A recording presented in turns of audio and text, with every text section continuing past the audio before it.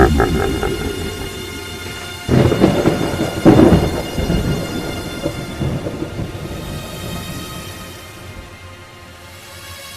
everybody, and welcome to Rider Club Radio, the spookiest podcast. Hey everybody, welcome to Rider Club Radio, the podcast all about Kamen Rider. You tried. Stop that. You tried real hard. It was a valiant effort. No, I think you could try harder.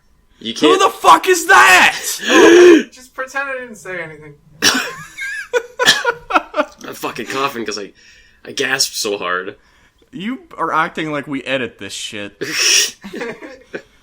I'm your host, Jeff. And I'm Liam. And on this week's spooky episode, the Spooktacular of Rider Club Radio, we've conducted a virgin sacrifice to bring back the dead guy. Everybody say hi to Tamaz. Don't say hi. Hi. I'm not here. Hi, Tamaz. Oh, hi. Who are you? This is getting off to a rollicking good start. Hey, Liam. Yeah? What happened in today's episode of Kamen Rider Ghost, episode 4? Okay, well, today in Ghost episode 4, the sage comes around and he tells Ghost that this week the Nobunaga form is going to be... This is the toy that's going to be on this week. So the gang gets contacted by a client that says, oh, my boss is acting real ambitious, just like Nobunaga, and he's turned all mean and he's, like, making hostile acquisitions of other companies, and also things are floating around my office. So I think these things must be connected. So I'm talking to this ghost... I'm hiring you, the ghost hunters, to figure this shit out for me.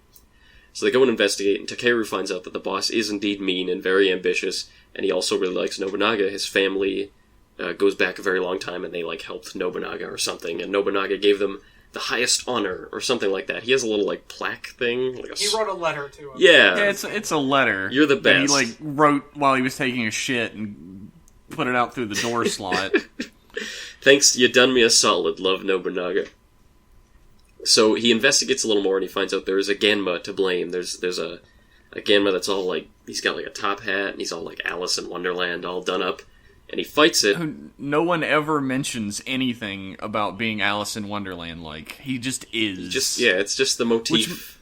That really makes me wonder, were the other guys like that? Were they based on shit or no? I don't know. So far it seems like all of the monsters that have been showing up have nothing to do whatsoever with what's going on in the show. They just have some sort of random thing they have going on. Well, I guess they're all just like items. The electricity dildo had a thing. He was... Okay, yeah. You got me there with the electricity dildo. They call that a vibrator these days, fellas.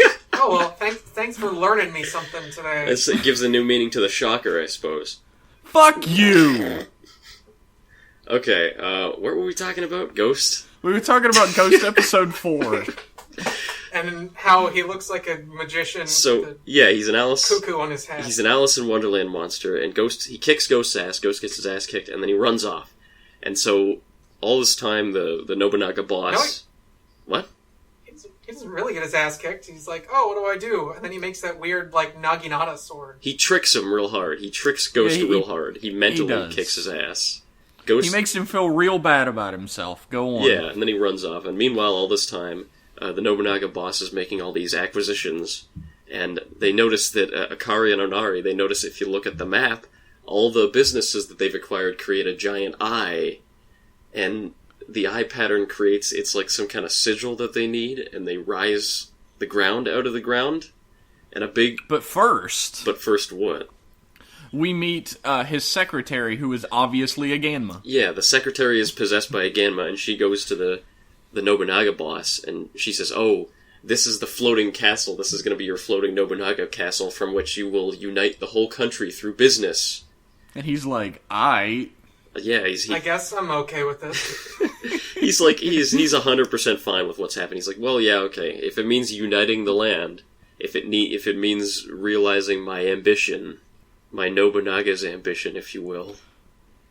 Are you going to tell us about this episode or not, Liam? So the secretary is doing the same thing they were doing last week, where you make the person, like, if they're really in tune with the ghosts, then you can kill them and draw the ghost out. You can sacrifice them. But again, Takeru runs up and hugs the guy real hard, and that draws the ghost out. It draws out... Which is the lamest shit. I was really hoping that wasn't going to continue. Is it the hug or the tear? It's both.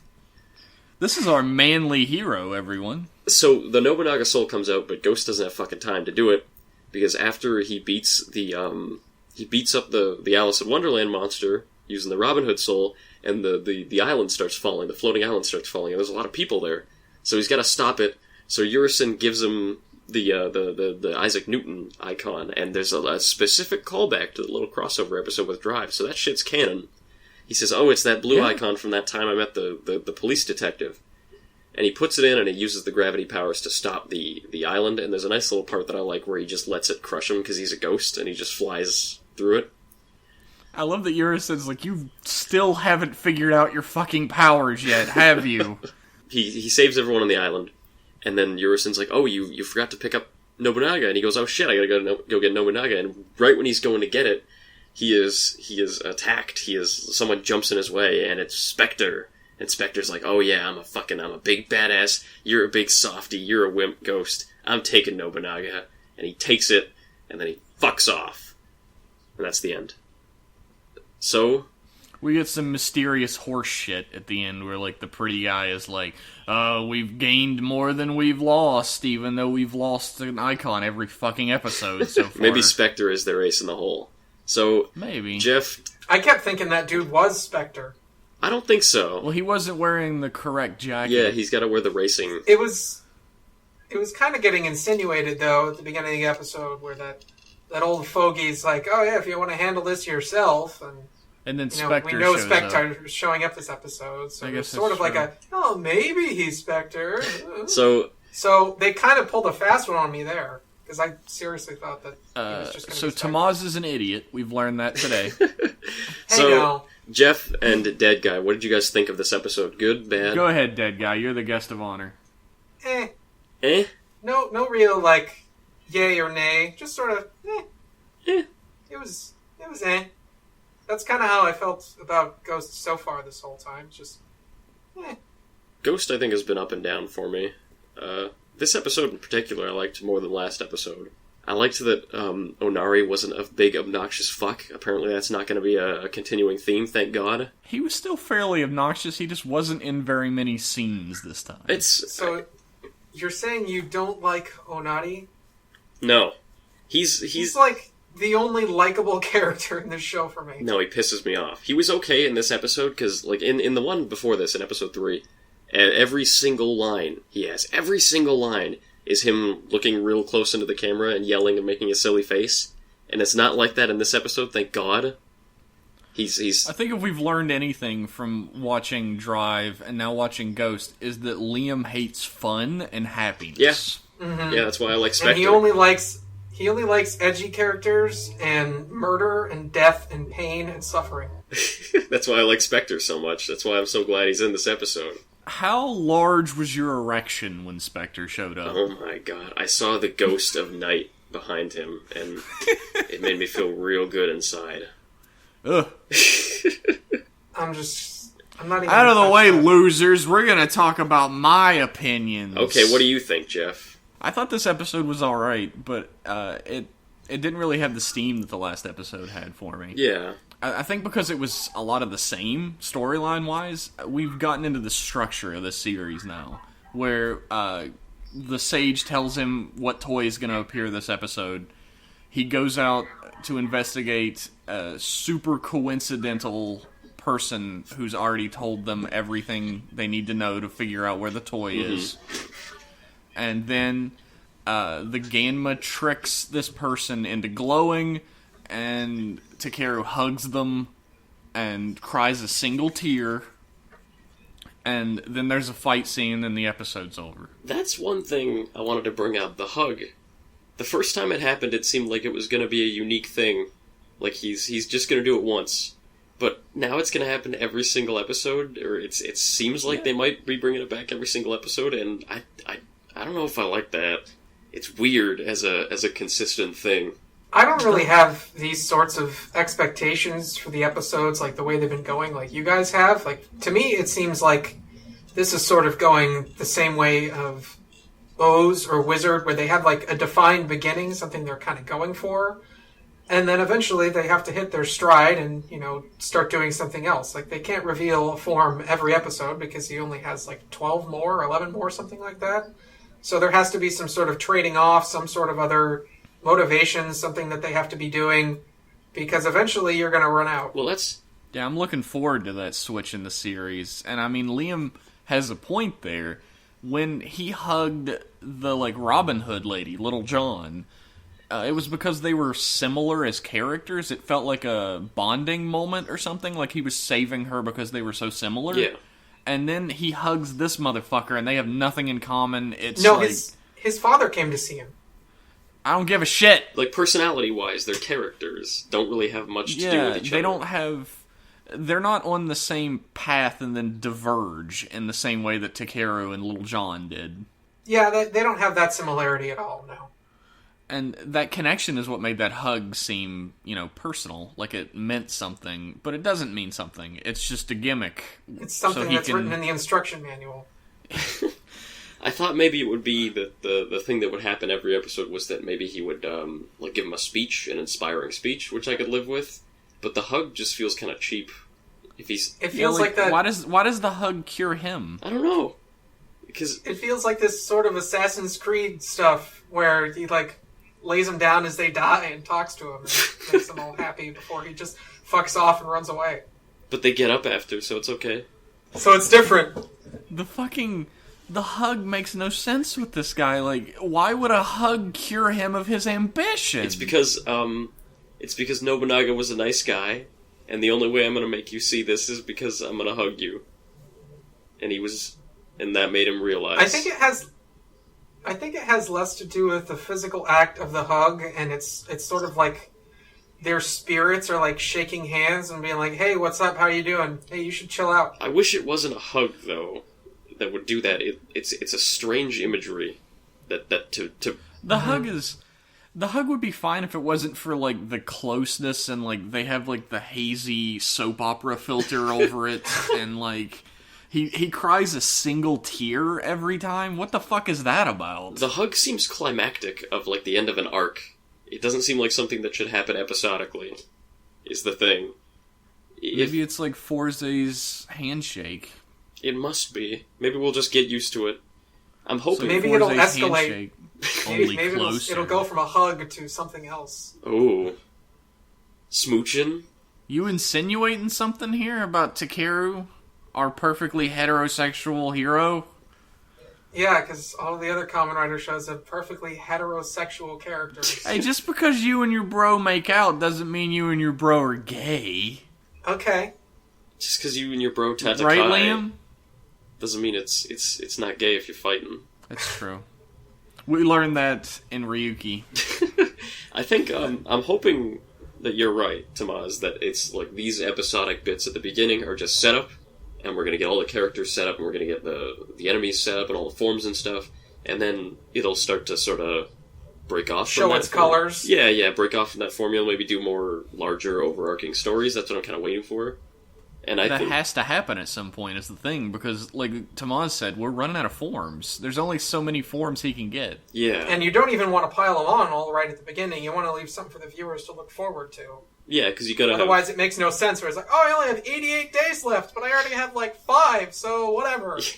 He's making great time right now. He's on track. Seriously. That's probably not going to continue. I love how the sage was like, oh, this one's gonna be more difficult, and then Urison just gave him a fucking icon. It's difficult because you gotta wait till the city's falling on you. You have to have that specific situation to happen, and then you get it. It was really lucky. As far as the opening episodes and setting up the show, I feel like that's sort of become the pattern for a lot of the Neo Heisei stuff. It takes we 10, don't 15... use that term on here. Excuse me? That is... We do not use that term on Rider Club Radio, sir. Neo Heisei that wasn't in the phrase. Contract? We call that post-decade. Thank you. I don't really care what you call it. But Wow, anyway... What an attitude! Somebody's got an attitude. If you want to keep being wrong... I don't really care what you call it, but... If you want to keep being wrong, that's your prerogative. You can keep doing it. Write into riderclubradio@gmail.com to tell us that Tamaz is an idiot. Tell them how right I am. Go ahead with Anyway. what you were going to say. Anyway, they take 10, 15 episodes sometimes to set everything up and then actually start the show, which is why sort of giving a show maybe that many episodes before you turn away from it is a good idea, because it's really hard to know what the show is going to be until then, which is why I haven't stopped watching Ghost yet, even though it's not really doing anything for me. Because I know eventually it's going to have to change, and I want to see what happens. Yeah, that doesn't make much sense to me, though. I mean, it's working for Toei, don't get me wrong, but aren't you supposed to, like, draw in the audience to begin with? Like, do something flashy and cool right up front to get people hooked?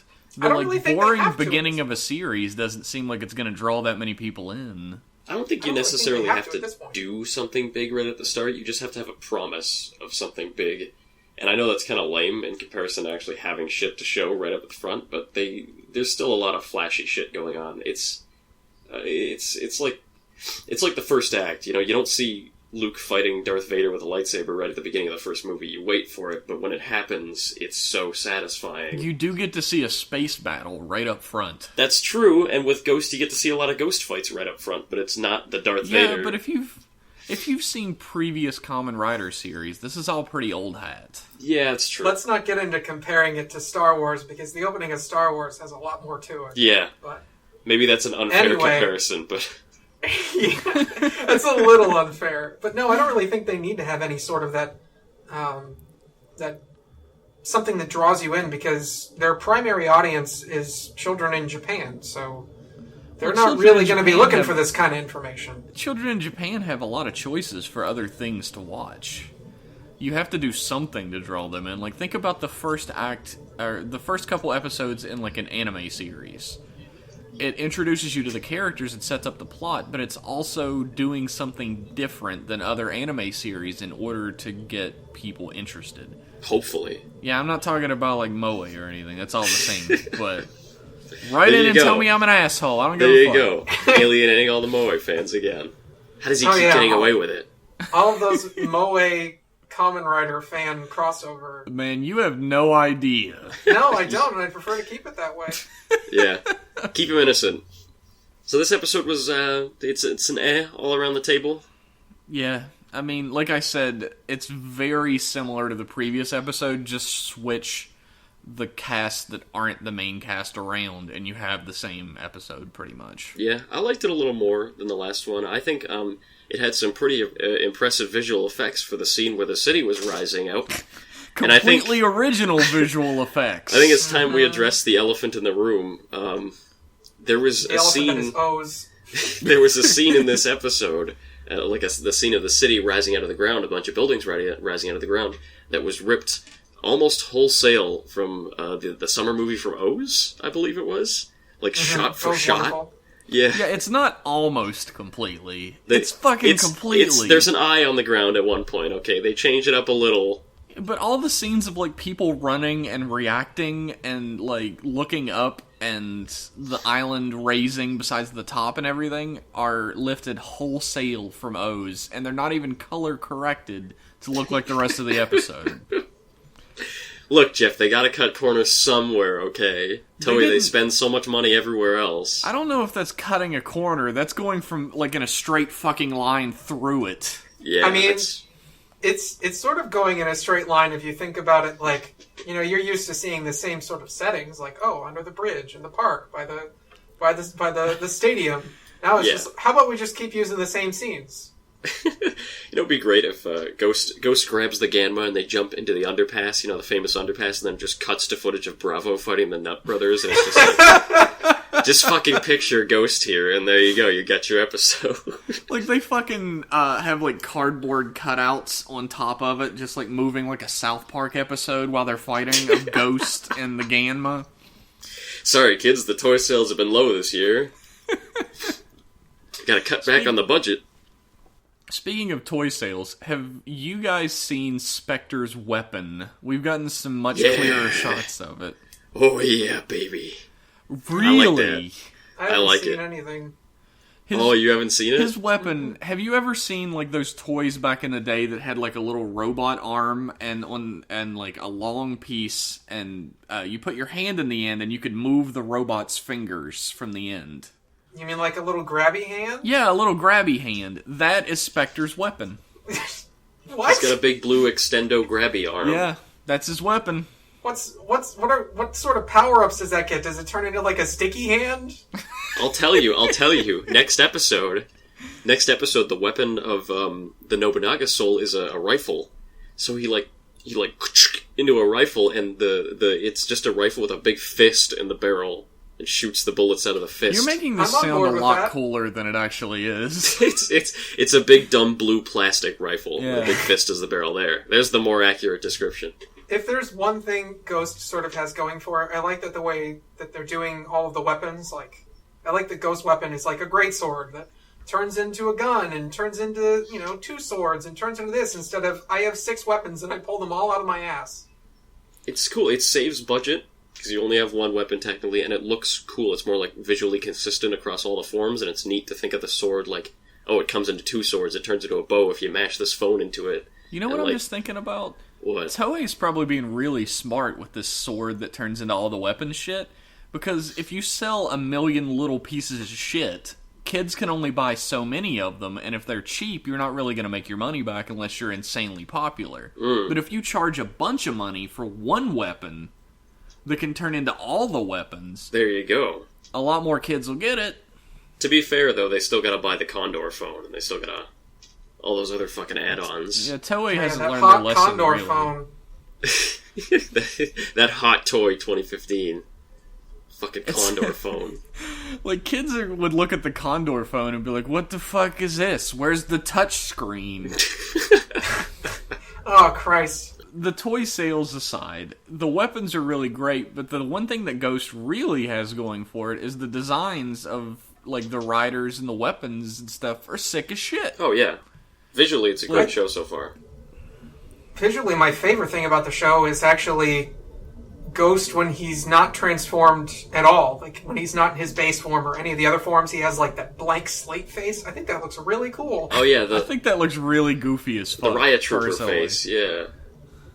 He's got a big... Because he looks like a mannequin. The big dinner plate. I think that's a really cool design, though. Like, if he just looked like that, and then he transformed from that point. I like blank forms like that. I think those are neat. Like, Gaim had them, Ryuki had them, Den-O has one. I think they're cool to look at. I usually don't, love the design of them, though. Yeah, I don't really love the design of it. I think the blank face is kind of dumb. I'm neutral. think But it's I cool, love, but whatever. I love Self Soul. I think Self Soul is fucking gorgeous. Self Soul is slick as fuck. And Spectre's Self Soul, whatever it actually is also fucking gorgeous. Seeing it in this episode was awesome.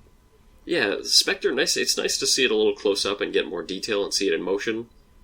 I remember when I first saw it, I was kind of shitting on it for being too similar to Ghost. But it's more of like it's a similar aesthetic, but it's different enough for me. Now that I would see it being similar because, they're all ghosts. Ghost Driver, yeah. Well, I mean, it's like the 3 riders in Blade that use technology to transform all have very similar looks. Yeah. Can I say... I'm figuring Necrom, going by, past Rider series, I figure Necrom is not going to use a Ghost Driver to transform. He's not. Remember, he's got the eyedropper. Oh, you fucking explained that to me. Yeah, he's got the wrist. I came to that conclusion myself as well. I'm sure somewhere deep in your subconscious you were remembering the eyedropper. I try to forget everything you say to me. That's true. That's probably smart. I don't even have to try. Oh. Anyway. One thing I really like about this episode, before we move on, I love in Rider series when the main character starts out being a rider and then it turns out he's not the first one. There's a bunch of others running around. It's like, it feels a little more like he's taken a step into a larger world, and there's he's in the deep shit now. Ryuki had that too. I like that about Ryuki as well. Where oh, I'm cool, I got all these powers, and then, no, actually, you're an idiot. There's a bunch of other people who have had the powers for a year or more, and they're way better than you. And that's what Spectre is. I'm liking everything about Spectre I've seen so far. I look forward to it. I actually am too. I'm really not the biggest fan of edgelord characters, although I did like Kaido. Of course. For some reason. I don't know. Maybe because he was a banana man. Because he was fucking sick. The juxtaposition of him being this badass like, edgelord dickhead and him also being a banana man. It just worked for me, but... The banana is... Spectre looks fucking awesome, even in his untransformed look, like, with his, racing suit. He looks really cool. So I'm looking forward to hating him as the series goes along. I cannot wait to see more of Spectre. I'm glad they put him in so early. I don't know what to expect from him, but I mean, I'm glad to see more of Ghost at least. I do think his design is pretty cool, but you don't know. I don't really know anything about his character, so you don't know what to expect from him. I wasn't going to make that joke because you'd probably shit all over for me for it. So Tomas, do you want to be the new host of the podcast? You want to replace Jeff? Is that? I thought that was why I was here. Yeah. Well, Expector. After that joke, I think the interview is done. I'm ready to hire you. You guys could never replace me. let's have your people call my people, and we'll have lunch. Yeah, I'll have all the Rider Club Radio employees. Yeah. Technically, I was an employee before you were. Oh, that's true. You're the legacy. You also got fired. I didn't get fired. I just didn't show up. What happens when you don't show up for work? It's a quick. Look, you got fired out of a cannon, and that's why you're dead now. Of course. Yeah, of course. I'm dead. Let's keep running with that. We have plenty of employees. What do you think all the Shocker combat men have been doing all these years? They had to work somewhere. They're here with us. We pay them slave labor wages. I thought they all worked at the church. So American minimum wage? Oh my god. Take that, Obama. Right out of the park. The biting political commentary of Rider Club Radio.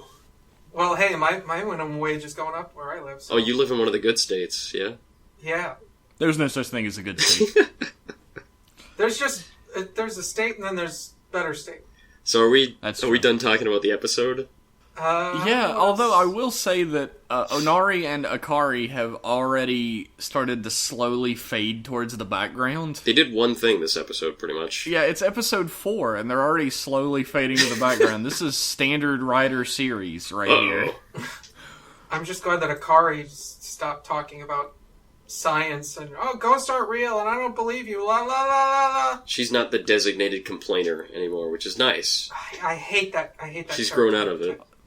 She's grown out of it, but now she doesn't really have a personality besides argues with Onari. Yeah, she was kind of doomed from the start. That's a shame. It's just not an easy character to work into this kind of show. No. I'm not entirely sure they were thinking it through when they decided to put her in the series. They really have to pull again from Drive on her, where he was the skeptic for like 5 episodes, and then he turned around, and then he had a completely different character on his back that he was hiding the whole time. Yeah, he became the person who's absolutely obsessed with the stuff he didn't believe in before. Mm-hmm. And that would be great for Akari, actually. She could be absolutely obsessed with finding a scientific explanation, but she wouldn't discount that the Ganma are real. That we saw a bit of that in, I think it was the last episode, where she was like down in the lab making the glitter dust. Yeah, which is great, although the fact that it's in a fucking leaf blower ain't so great. Look, the toys ain't selling well today. Hey man, that's a DIY toy. Yeah. Kids, get your parents' leaf blower out of the shed. Put some glitter in it and then blow it all over the house. They'll love it. That shit'll stick there forever. Mm-hmm. Thousands of Japanese children murdered by parents. Who's gonna buy the toys? I think that's all I have to say about the episode, though. Tomas, do you have any last words? Not really. Before we put you back in the ground? No, don't put me back in the ground! Finn! Back to the realm of the dead with you. Do we have any news this time? I have 2 news articles. Nothing. The world of Kamen Rider slept this week. Jack shit happened. I was looking and I found a bunch of really interesting stuff. There's a real-life Pokemon gym opening in Japan somewhere. But that doesn't have anything to do with Kamen Rider, so I'm not going to talk about it. No, we're going to be talking about that right now. Okay. Nope. There's a real-life Pokemon gym opening? It's not, what the fuck? It's not what you think it is. Is it like a room that you go and you battle some weirdo? No, that would be what it would actually be like. You bring your 3DS? That would be what the games would be like. No, it's like it's got a bunch of little, like, exercises. It's like an edutainment thing. where you do... Oh, fuck off, Nintendo. You play a bunch of little games, and it's supposed to help the kids connect with each other better, I guess. That's it. So they're trying to, fix the birth rate problem in children now? You gotta start early with that. Whoa. That's a little presumptuous. Look, all I know about Japan is that nobody's boning. That's it. That's all you know about Japan? That's all I know. All of these years that you've spent watching Kamen Rider, and that's all you know about Japan? Yeah, I see Kamen Rider fighting Kaijin, and I'm like, how is this going to solve the birth rate problem, Kamen Rider? Oh, God, I think the same thing. Takeru's really cool, but how much sex does he have? How many babies does he have in between episodes? Has he impregnated Akari yet, or no? I feel like that's what everyone was asking of Shinosuke. Yeah, Shinosuke and Kiriko. I read a lot about that. Oh, I bet you did. On the intranet. I bet you did. I didn't go searching for it or anything. It just wound up in your inbox. Of course not. I just tripped. People sent it to Rider Club Radio. That's how I tripped found and fell on my keyboard and accidentally, with my face, typed in Shinosuke X Kiriko hot sex into Google. I am not a sex weirdo. I want to put that forth right now. Can I get to my actual news articles? Yeah, go right ahead. This is quote-unquote news. This is barely news, but Toei released a video this week. They did it last year, too, where the pose that Takeru makes when he's about to transform, he waves his arms around, he does the little, monk thing. Yeah. There's a video now that'll teach you how to do it step by step. And I'll have that in the blog post, and you can look at it, and so you can play with your Ghost Driver just properly, so you know how to do all the right poses. This is certainly a slow news week, isn't it? Yeah. No shit. I still managed to leave out all the SH Figure Arts news anyways. We're not going to talk anything about that. How'd you find last year... How'd you find that video, Liam? Did it come up under related videos for, how to tie a tie? It's how do I do those things? How to play with toys, and that was there in the recommendeds. But it's I remember last year they came up with the same one for Drive and Mach, and the hand gestures get fucking more complicated every year. Last year you had Ryoma, which was just screw you. Remember when he transforms in the forest? Oh yeah. And he, for the first time, and he's moving he's doing all that wushu shit with his hands. That's true. And then they had Shinosuke who draws the R with his arms. Well, think about Black's Henshin. I could do Black's Henshin. I could mimic Black's Henshin after seeing it twice. I still don't know how to do Ghosts. I would say maybe Black RX is more complicated than Black. RX is a lot, yeah. RX has 8 steps. Yeah, you gotta move your arm to 0.3 and then 90 degrees left and then... Yeah, we can't all be Dark Ryuki. You have to put in a fucking cheat code to transform. You've gone too far. Seriously.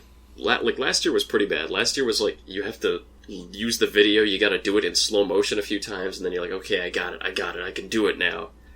We're learning a lot about what Liam does in his spare time in this episode. Yeah, he practices with his hands a lot. Oh. I-oh. But yeah, it's a complicated transformation pose. If you really want to do it, if you've got yourself a Ghost Driver and you want the experience to be as authentic as possible... Why the fuck would you buy a Ghost Driver? I have no idea. I have no clue. But, if you're one of those suckers and you bought one, you can check out that video, and it'll teach you exactly how to do the fucking ninja hand symbols necessary to transform. Samaz, what do you think about the Ghost Driver? Everybody knows that Liam and I hate its fucking guts. I don't hate its guts, but it certainly looks unfinished, like they forgot to paint it. That's true.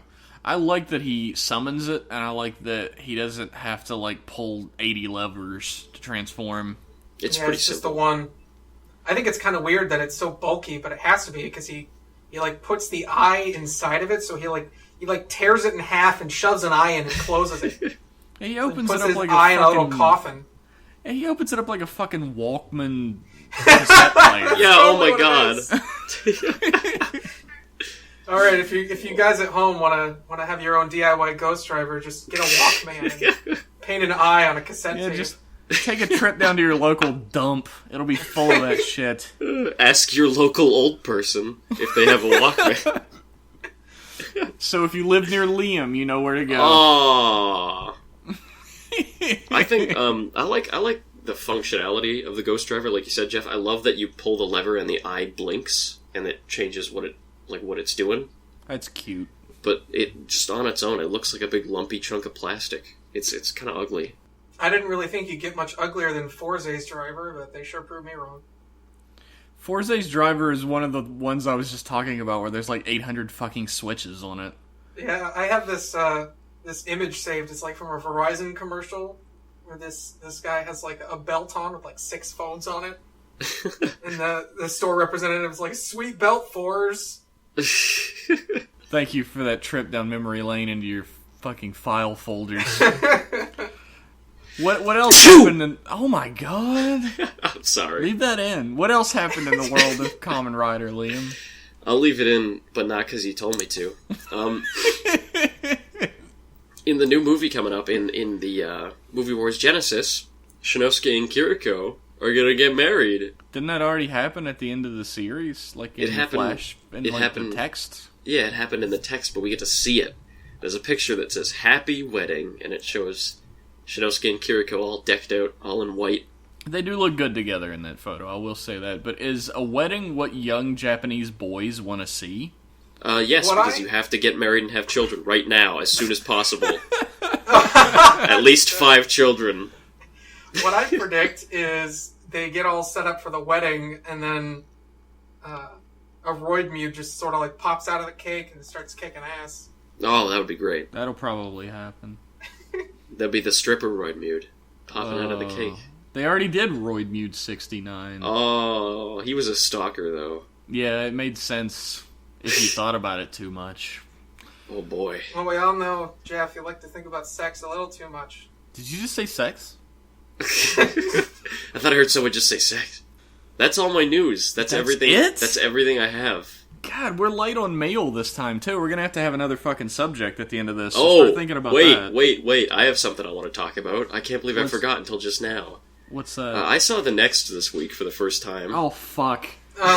If you were unlucky enough to come to our Kamen Rider Zeto stream, surprise! Should we explain what happened, or should we just leave it as a mystery? I want to explain what happened badly.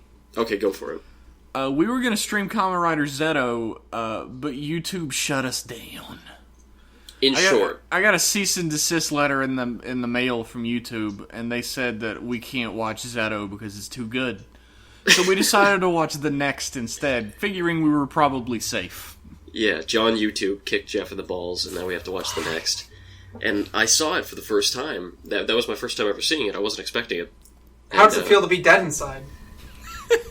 You know what? I should explain the plot first. Kamen Rider The Next is about a song, like pop song, that kills you if you listen to it, and it becomes like this urban legend. And Takeshi Hongo, who is now for some reason a high school science teacher, teams up with one of his students, and they go to investigate, and they have all sorts of really stupid, horrible adventures. And you know what? I'm gonna come right out and say it was better than the first. I liked it more than the first. Really? What? That's not high praise. I'm not saying it was good. It was fucking awful, but it was less awful than the first, I thought. Because you, Jeff, you talked it up like it was going to be worse. And I thought... It is worse. It's not that much worse, but it's worse. I think it's a little bit better. I think for the sole reason that the first has that really stupid, like, side plot with the hospital couple that has nothing to do with what's going on until the very end. And you joked about that being the A plot and the Kamen Riders being the B plot, but in The Next, Kamen Riders actually are the B plot. Well, that's the thing. It's less about an A plot and a B plot in that the Kamen Riders are at least kind of involved. Shocker is at least tangentially involved in the whole cursed song thing. Like Chiharu's song. The Chiharu song, and it's a much more coherent story for it, rather than like the first where it feels like you're watching 2 movies up until the very end. And I gotta say, rewatching the first and the next, I can kind of almost agree with you. Yeah, it's like the action in the next is actually better than the action in the first as well. There's some really cool bike stunts in the next, which is awesome. And V3's suit is really slick with the popped collar. The cheetah guy is really cool. And yeah, I will say that the Kaijin suits are much fucking cheaper this time. Yeah. Around. Like, the cheetah guy is wearing like a fucking dollar store Halloween mask with a wig attached to it. It's pretty good. The Chiharu plot is dumb, but at least the Kamen Riders are somewhat involved in it. They're investigating it. They only become involved in it at the end. Well, really? Yeah, but like there's... In the same way that in the first they only become involved in the end. But there's a connection... I feel like any sort of praise you give to the first or the next is just sort of underhanded, because we both know we all know they're just not good movies inherently. Every time you praise the first or the next, it always ends with "but," or "at least." But the rest of it is just complete horseshit. So they're fucking awful. Just watch a highlight reel. Yeah. I like the first more because I've seen it so many times at this point that I can completely block out the teen love story. The teen romance. Jeff's created a supercut of the first in his mind. I pretty much have. Like, if you were sitting in a room with me and we were watching the first, and you looked over at me during any scene when the teenagers are on screen, I would have a completely fucking blank face and be staring off into nowhere. I feel like a supercut of the first and the next would be shorter than a regular episode of Kamen Rider. Probably. If you put together all the good parts, yeah, it'd be like 5 minutes. There's so much fucking filler in those movies. Yeah. I think maybe I hate the next so much because it's insulting. The first you can kind of see what they were trying to do, what they failed spectacularly at. They were trying to be, like, artistic with the way they created the story, like weaving the two narratives together, but they forgot to weave. Yeah, they didn't weave them. It was like two separate strings that are tied at the very bottom. Yeah, and in the next, they did a better job of weaving the two plots together. But the A plot is the fucking ring. That's it. It's the ring. I remember watching it, and it was like 20 minutes before the first fight scene, and the first scenes, like all the scenes in the movie, are people listening to the cursed song and getting horribly mutilated, and like the investigation. And it's like, you gotta remind yourself, like, holy shit, I'm watching a Kamen Rider movie, and there's Hongo, but it's like not actually Hongo, because it's this random pretty boy. He is a fucking crybaby. At least he's there. At least he's there. Is he going to transform soon? Nope. The best part about waiting 20 minutes for that fucking scene is that the scene is like 3 minutes long, and then Hongo runs away like a bitch. Yeah, he fights the Shocker Riders, and then he just ditches. It's great. I fucking hate that movie. It's not a great one.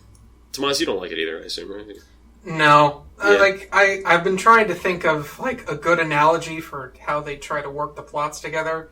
The first is, like, 2 decks of cards, like, mixed together, and they're, like, one is, like, a deck of cards with, like, you know, Disney princess characters, and the other one is, like, Marvel, and they have, like, nothing to do with each other. And then the other deck of cards, they're, like, they're totally on point, and they're, like, the same suit and all that, but they're all just Joker cards. I think a better analogy is... Joker. Your fucking analogy of Disney princesses and Marvel characters is almost on point for the next. It's Disney playing cards with Disney princesses and playing cards with serial killers on them shuffled together, and that's the next. Serial killers with melted faces. The first is a deck of regular playing cards and a deck of fucking Uno cards shuffled together. Okay, I think we've had plenty of metaphors. The movies are bad. I want to talk about cards some more. No, watch Ryuki if you want to talk Hey, about cards. I can tell you about cards, man. No cards. There will be no more card talk. So, if you come to our streams... Let it be known that you might not end up watching what you think you're going to watch. Basically, we're going to tell you the movie that we're going to try and stream, and then it's just going to be kind of a grab bag, whether it's the movie or not, so it's fun. If we can't stream the movie, there's really nothing we can do about it, so strap your fucking ass in, because it's going to get weird. It's like a mystery box. You have fun with it. It'll be don't exciting. Pull from the grab bag that has XXX written on it. Yeah. I don't want that to happen. It's... Get Jeff's porn box out of the garage. I am not a sex weirdo. It's like a fucking it's like a grab bag. It's like a mystery box. Yeah. You go to see Kamen Rider Zero, but you want what's in the mystery box. There could be anything in there, even Kamen Rider Zero. Nah, it was the fucking Next, you idiots. We tricked you. Oh no! And the best part about it was one of our viewers had messaged her younger brother saying you have to come and watch Kamen Rider Zero. It'll be your first time watching Kamen Rider, and this will be a great way to get you into it. And he was like, okay. And then he watched The Next. So I So think what did you start off watching, Jeff? What was your I first started off experience? watching a few episodes of the original series and Super 1 in a stream, and then I watched the first. oh boy. I think if we could ever say, if anybody ever asks, Ryder Club Radio, have you ever turned somebody off Ryder for life? We can say yes now, yeah. So Absolutely, we have. So I think that's enough said about The Next. We're going to stream something else again, but I have prior engagements the next couple weekends, so it'll have to be in a while. It's Halloween next Saturday. We all got shit to do, surely. And I have a big engagement the weekend after. Do we have any emails this week, Jeff? We have 3 emails. Okay, well, we'll stretch them. Emails. We might have to have another topic after this. We'll make do. Our first email is from Cyberman Wharf. I forget which number superfan he is. It's always shuffling. Hello, you guys. Enjoying the podcast as always. Good. My question is, who you think, from any of the previous seasons, would have made a good rider that wasn't a rider? With regards, Cyberman Wharf. Oh. I know there's one guy from Wizard that everyone talks about, but I didn't see Wizard. He's a shitter. Yeah, He's a shitter? people are joking. They're all idiots? Okay. It would have been cool if he was a writer, but his character is a shitter, so... I have an answer straight out the gate that I figured you guys would have jumped on immediately. Go for it. And that's Ichijo from Oh, yeah, Kuga. buddy. That's so obvious. Actually, no. Yeah, the way think- the characters are would be ruined if Ichijo was a rider. Their dynamic would be completely thrown out of balance. Yeah. That's a Hyper Battle DVD. But not the show. There's actually a see- piece of fan art. I have no idea who did it, but it is of Kuga and like a blue Kuga who has a stag beetle motif. I've seen that. And that picture's fucking awesome, but I probably wouldn't actually want that to happen. Yeah, Kuga works as it is. It's a thing that shouldn't be changed. As a solo writer thing. Yeah, the only literal single rider series in the Heisei. final solo rider. Yeah. Oh god, a rider that wasn't a rider. I think, can I say Tackle? Does that count? Tackle is a rider. Tackle is a rider in everything but name. She should have been called Kamen Rider Tackle or something. But Liam, she had to be put to rest so she didn't have to be a Kamen Rider anymore. Oh, what a fucking shitty explanation. If ever there was anything bad that I had to say about Kamen Rider Spirits, it was that. Fuck. Do you have an answer, Tomas? I'm thinking, the only answers I'm really coming up with, I'm thinking about maybe if in Gaim, the guy that ran that smoothie shop. Oh, Bando. Bando, yeah. Bando, if he wound up like, oh, I have this Lockseed and this driver out of nowhere.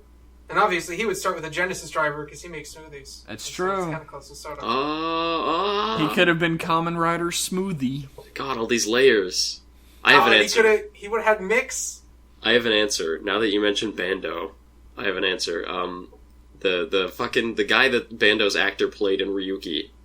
The manservant to... the manservant guy. I can't remember his name. Oh, shit. I totally forgot he was in Ryuki. He briefly, at one point, puts on he's Zolda once. Yeah. Yeah. But he's not like his own rider. I think if he was his own rider and he joined in on the Rider War, that wouldn't have fucked his character up completely. He could be like the buddy helper to Zolda. Yeah, that would have added another layer to his character as well, because instead of trying to sacrifice himself once, he would be doing everything he did with the knowledge that eventually he'd have to sacrifice himself so that his man crush could win the Rider War. Or maybe he would turn against him in a plot twist. We're rewriting the series now. Oh my god. Yeah, this seriously should have happened. But and everyone thought he was a writer to begin with because he was sort of portrayed to be like some sort of badass, I'm gonna beat you up. Yeah, he's a mysterious man. Speaking of Goro is his name. Speaking of Goro and Bando, I forget his character Mishima. Is that his character in Kabuto? Yeah, Mishima. He was also in Kabuto. Speaking of Kabuto, I wish anyone would have continued being the bee. Yeah. That's it. I don't care who it was. He was the bee once. Mishima was the bee once. in one And then scene. the bee, like, ran away scared because he was... Spoilers. Oh, another way... He buzzed off. Oh, fuck off. Fuck off. Another good thing that I would like, because if Goro was a rider, not only would that be cool, but it would also bring the series one step closer to actually having 13 riders, which would have been nice, but oh well. Oh well. I don't know if I have a real answer to that. I guess, yeah, Ichijo doesn't really count. It would fuck with his character too much. Yeah, I wouldn't really like that. So yeah, I guess that's really it. I don't really have a real answer. That's a shame. What about Showa? Anyone from Showa? Taki, but he kind of became a rider when he became Skull Rider in Spirits. Oh yeah, that was so cool. That scene was awesome. And yeah, that was the best way for him to become a rider as well. He does it on his own. Because his whole thing was that he kept up with the Kamen Riders even though he wasn't transformed. Yeah, that's cool. So, I don't know. That might be my only answer. Maybe Gan G actually becoming a rider. That would be good for him. Now that's a hyper battle video. If ever there was one in Showa. Oh, okay. That's all I got for that. Alright, what's the next one? Our next one is from Dank Rider, and he has 1, 2, 3, 4, 5, 6, 7, 8, 9, 10, 11, 12, 13, 14, 15, 18 times written "Kill the Imposter." What? Because of Kamen Rider Dank. I thought you were going to say he had time. 18 questions, and I was like, well, No. fuck. Pick Oh, pick jeez. one. We don't need any more content. He wrote "Kill the Imposter" 18 times that Okay. I could count really quick. Okay. Also, I've been listening since episode 6, so suck it. We're having like a fan war here. Does he have a question?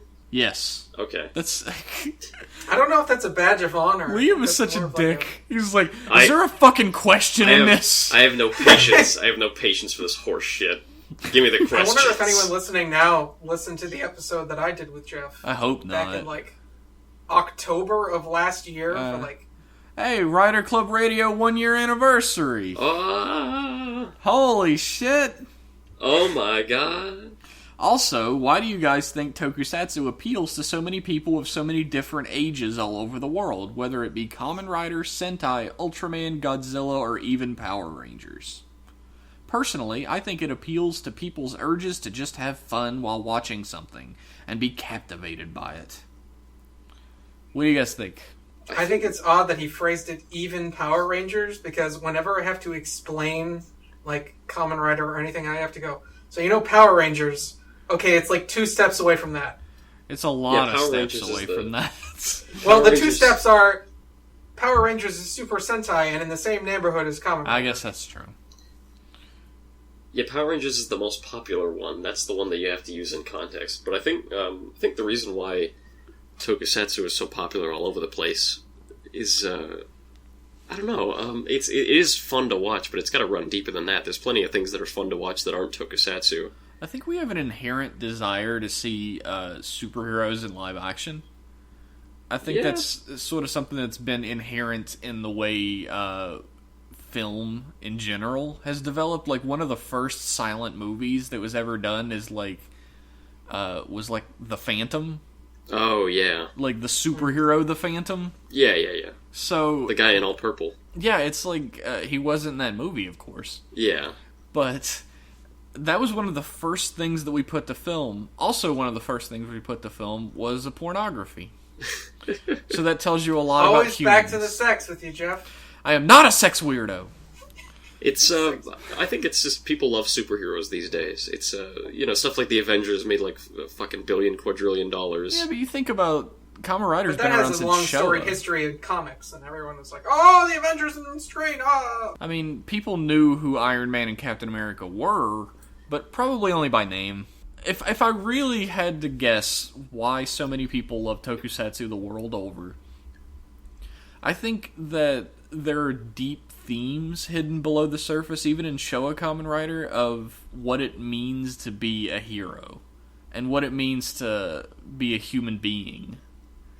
Every rider is changed in some way, whether it be just personality-wise with the riders who use technology, or like intrinsically, but like the riders who are transformed into something else.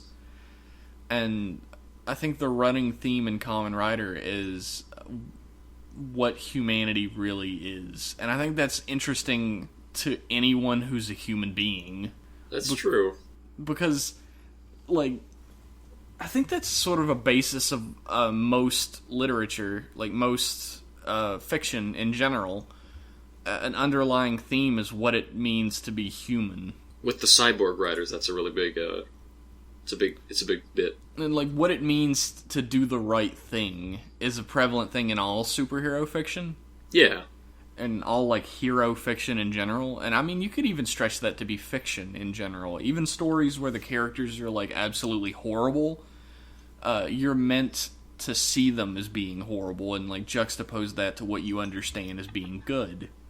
So I think there's a general need in human beings to study what it means to be human and to understand what it means to do the right thing. And I think Kamen Rider feeds that in a colorful, bright package with lots of explosions and kung fu fights. It's not a bad answer. At least the good ones. Yeah. I wouldn't say that Wizard has much of any character development. I think Liam's explained a few times why he enjoys Kamen Rider so much. Because I'm a child inside and I love toys and doodads. I don't believe that was the exact explanation. I think Kamen Rider has a wide appeal, at least the earlier series, because they depict a world where justice still has some meaning and power and impact. Oh my god. Like, Liam, like, coming out right here with, like, the world is fucked. well, come on. Compare the real world to Kamen Rider, where, like, in a Showa Rider series, right? Someone does something bad, kills some people, steals, blows up some buildings. What happens to them? They get kicked and exploded and they fucking die horribly. Right? If you do something bad in a Showa Rider series, you're dead. It's a world of absolute justice. A man in a bug suit will find you and kick you into dust. You'll get spin kicked, you'll get front flip kicked, and you will fucking explode, and there's no escape. That's only if you're a horrible monster man, though. That's true. If you don't, you're still going to jail, though, if you're a human, right? You're gonna get caught. You're gonna... I mean, there's immediate justice, you're right. Usually, if you're a human, you get turned into a cyborg or a monster or something, and then you get spin kicked if you're evil. That's just... Usually. Usually. That's how shit is in the older shows. And in the newer shows, it's less about that. But I think that was what pulled people in early on, when Kamen Rider was still a new thing and didn't really have a huge legacy to back it up and didn't really have much of a reason to experiment much, like they do in Heisei. Kuga still had elements of that. Kuga was very, like, you have the same thing where it's like a world full of evil and you have this one, like, bright, shining light of goodness in the middle. And just like in the older series, you know, the Grongi do a lot of evil shit, they kill a lot of people. But guess what? Every single time they get front flip kicked by Kuga and they blow up and they die horribly. I think Kuga works. And it also shows a lot more than just what Godai can do for, you know, saving the people around him and saving humanity, but also, you know, the people around him, they're not worthless. I mean, they do everything in their power.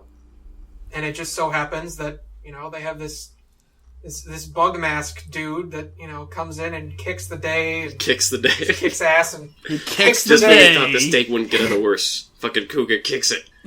Yeah.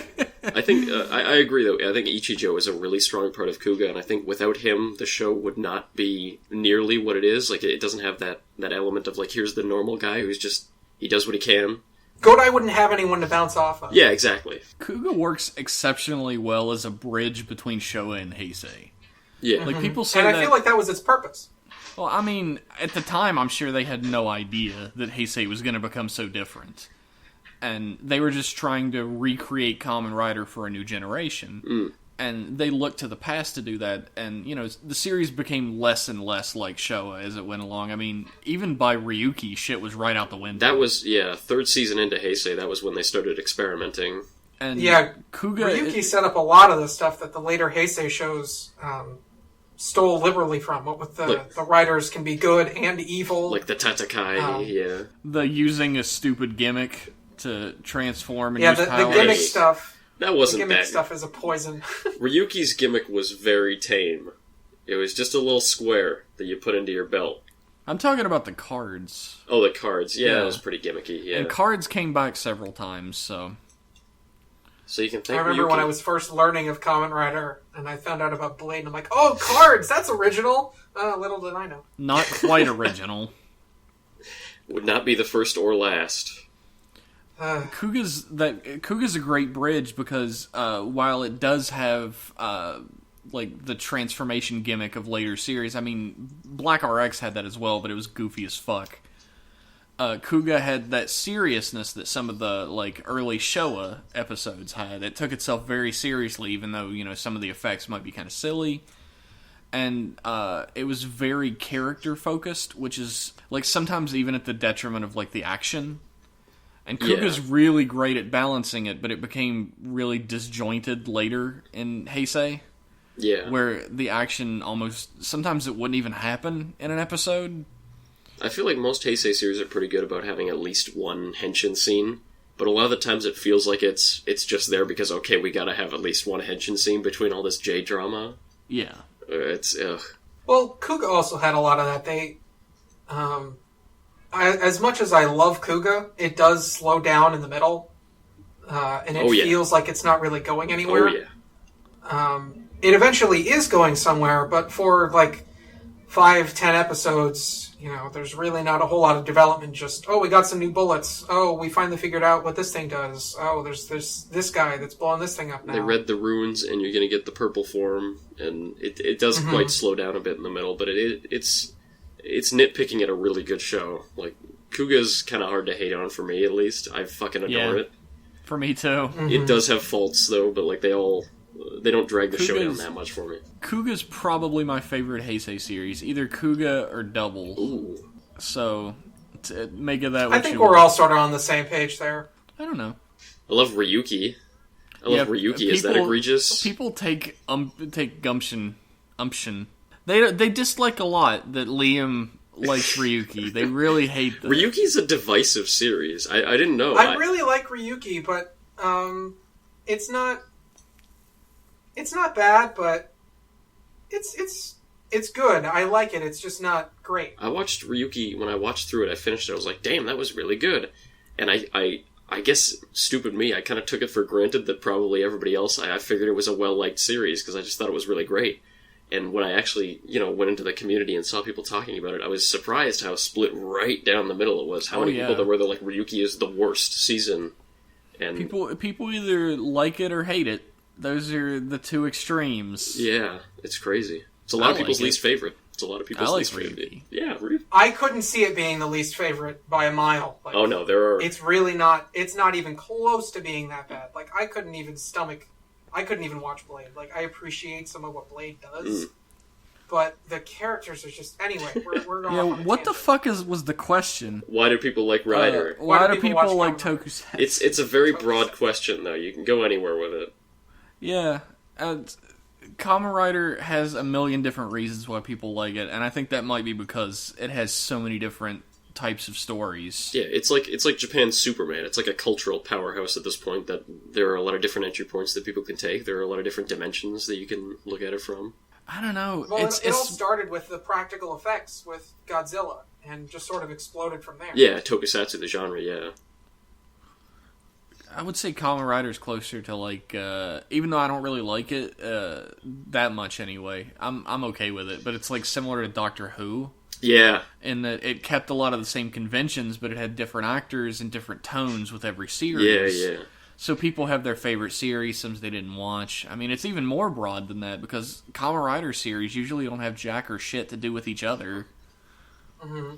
So it's like, if you jump into Kamen Rider, eventually you'll land on something you like. I think, though, the reason why I compare Kamen Rider to Superman is because I think in terms of cultural impact, it's similar in the East as Superman is in the West. Like, when you think of, if you're in the West and you think of a superhero, right, you think of the cape, the tights, the symbol on the chest, that's all Superman. Yeah.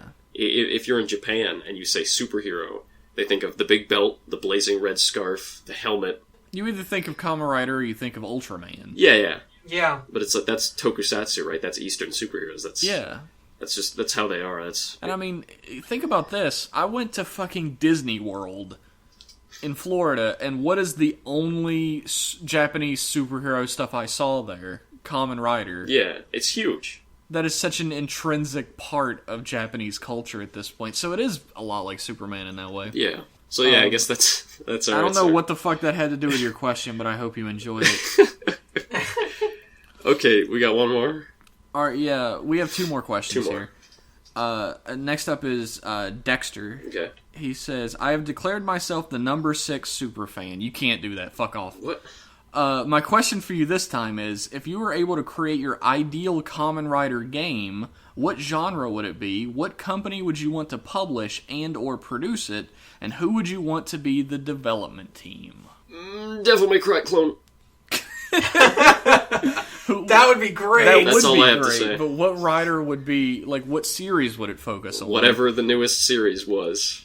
Really? What if the Realistically. newest series is a piece of shit and that's all you get? Okay. In a perfect Liam world, Ryuki would be the game that it was about. Really? Yeah, you could totally do that. Each rider would be a boss, and then you'd have all the mirror monsters as, like, the moot fights between them. Doesn't And you that know- undermine the point that Shinji doesn't want to fight the other riders? though? Fuck that, it's a Devil May Cry game. Play as Knight or something. Play as Odin. I don't know. Do something. You could play as Asakura. Can't be a visual novel about Ryuki trying to avoid fights. That wouldn't be fun. No. Maybe that's why people didn't like Ryuki.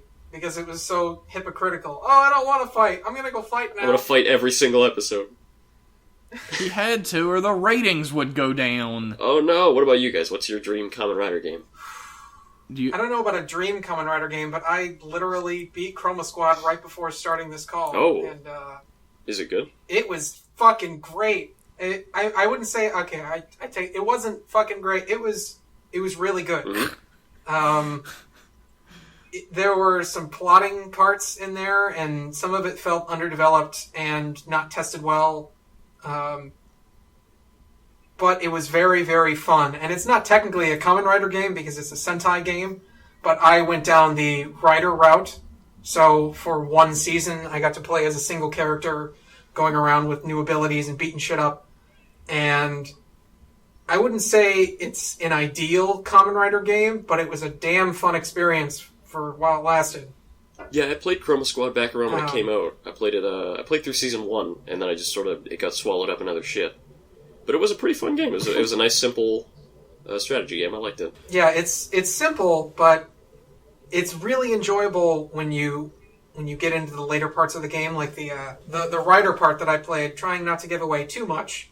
The abilities that you get really makes it feel like you're playing.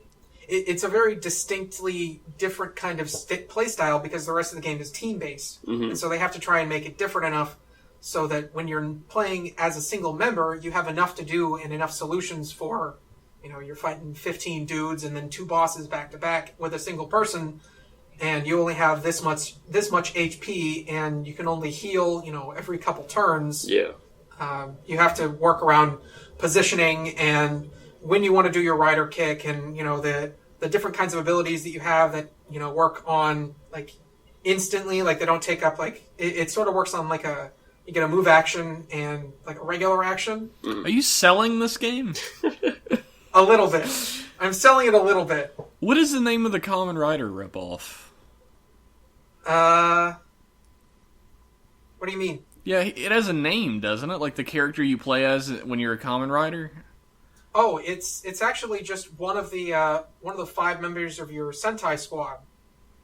The rest of your team. I don't want to get too much into it, but I could have sworn his name was like Night Driver or something, and it was like Oh. Knight. oh no, it's Night, and that's the actual rider like form that you change into. There's like this old dude that shows up and gives you his belt. Spoilers. Anyway, Oh, he just stops dead. Okay. You fucking ass. What about you? My- What about you, Jeff? What's your dream game? okay, get this. Okay, simultaneous online co-op, Ooh, I like it. Kamen Rider 1 and 2, Okay. unlockable V3, Okay. God Hand. Oh! Monstrous. I'm sold. I fucking love God Hand. Dude, I would kill a baby. I would kill a Japanese baby and ruin the birth rate even more just so I could play this game that I made up in I my would mind. murder Liam with my hands. Now I want to play God Hand again. Fuck you, Jeff. I forgot about that game. I want to play God Hand again too, now that I thought of it. I'm gonna be in a perpetual state of wanting to play God Hand for the next month. Shit. Fuck you guys, I have God Hand. I'm gonna go play that. Fuck you. Ah. Yeah, That's perfect, though. Think about all the fucking combos you could do. The finishers would be perfect. Yeah, you got the special move thing that you select from, yeah. The episodic way the game plays out. The bosses, all the acrobatics and shit. It's absolutely perfect for it. Being able to change your combo. It's the perfect formula. And I mean, they could have, like, unlockable costumes for the riders, like Sakurajima Rider 1, like original suit Rider 1. Yeah. Black Helmet Rider 2. Oh, that'd be cool. You could do the first and the next versions of the costumes if you want to relive your fucking traumatic experiences. Untransformed costume would be cool. Play as the sexy, normal guy. Also, it'd be made by Platinum. Absolutely. Of course. And it could even be, like the Sega Genesis Super Nintendo Power Rangers games, or like the original Kamen Rider beat 'em up for Super Nintendo, in that you fight untransformed, and then you henshin to get your life back. Yeah, and that's also in Chroma Squad. Yeah, and then if you're playing it co-op, you could have like double super moves instead of just the regular ones. Fuck That'd yeah. be incredible. This dream world that we're talking about is so much better than the one we live in. I'm sad now. Dexter puts forth the second question. What if a Kamen Rider belt could be connected to the internet and updated for whatever new upgrades, riders, or toys are to come next, thus future-proofing it and not bounding the story to what's already in the toy? Toei would lose money. The end. Yeah, I mean, Gaim gets an upgrade, and you gotta get the Lemon Energy, you gotta get the Genesis Core. If they just download it on the internet, what's gonna happen? Well, the problem with that business plan is that it's fucking failing. That's true. That's true. And it's pigeonholing the series, because everything you put in the belt is going to be in the series, and you can't do jack or shit more, and if you can't get all those... Like, say you super load the belt with a ton of forms, you end up with, like, type max high speed or whatever, like the forms that never fucking happen. All that shit, Mega Max Flare that only got used once, or Burning Solar. Yeah, the shit Type Technic. Like the shit that's never going to get used. Yeah. And I feel like this is a great idea. Toei, of course, will never do it, because once they get hold of a business plan, that's fucking it. They're dug in, Toei. I think that's a great idea. It would be nifty if it's like, here's the belt, it starts with one form, and then that would keep people from hacking all the forms out right from the start. And it would be like, oh, here's the episode with the Newton form. Right now, you can go to Toei's website and download, the necessary sounds or whatever. If you also buy the toy in addition, maybe, I don't know. The only problem with this is, and it might be why Toei would go for it eventually, if they're going for like one big toy instead of a ton of shitty toys. This belt would be insanely expensive, because it would have to have actual, like, hardware and software. Oh, yeah, to interface. Yeah. It's a crazy idea. Also, it wouldn't really be good for the future, because, those files aren't going to be hosted forever. Yeah. It's a crazy idea, but Toei needs crazy ideas right now. The Toei needs to start bailing water out of their fucking boat.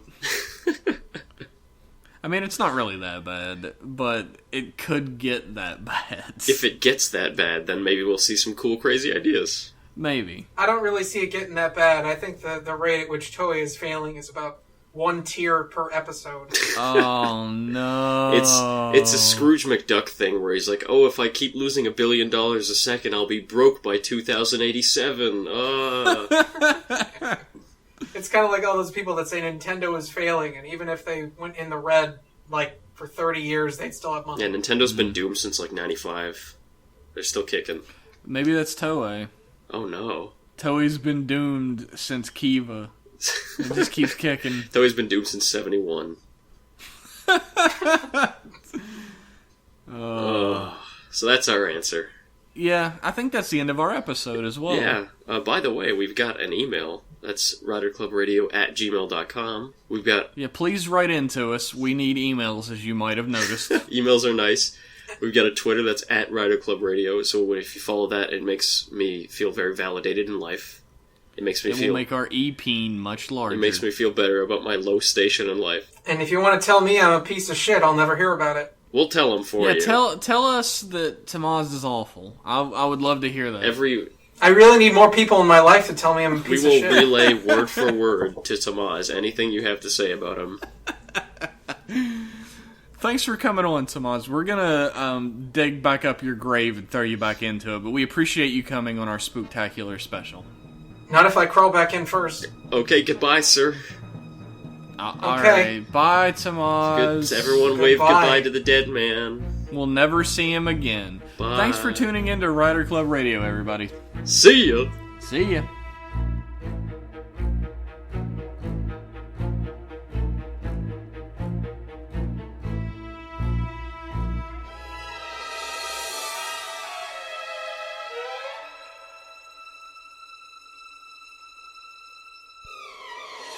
Bye.